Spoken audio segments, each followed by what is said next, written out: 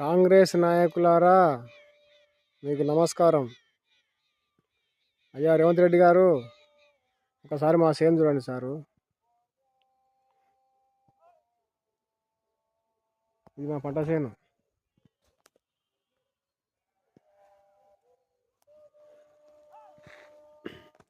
పక్కన కృష్ణమ్మ ఉన్న పాడి పంట చూడండి సారు. పక్కన కృష్ణమ్మ ఉంది మాకు, కానీ నీళ్లు లేక పంట ఎండిపోయింది. వనపర్తి జిల్లా చిన్నంబాయి మండలం పక్కన గూడెం గ్రామంలో జూరాల నీళ్లు పుష్కలంగా ఉన్న పంట వేసుకోమని చెప్పి మాకు రైతులకు వందల వేల ఎకరాలు నీళ్ళు లేకుండా ఎండగొట్టిండ్రు. కృష్ణానదిలో నీళ్ళు ఫుల్ పుష్కలంగా ఉన్నాయి. మా ఊర్లు పోయినాయి, భూములు పోయినాయి. ఉన్న భూముల కన్నా పంట పండించుకొని నీళ్ళు వేస్తా అంటే నీళ్ళు లేకుండా మొత్తం పంట ఎండగొట్టిండ్రు. పూతకొచ్చిన పంట మొత్తం పూత పిండి ఎండిపోయింది.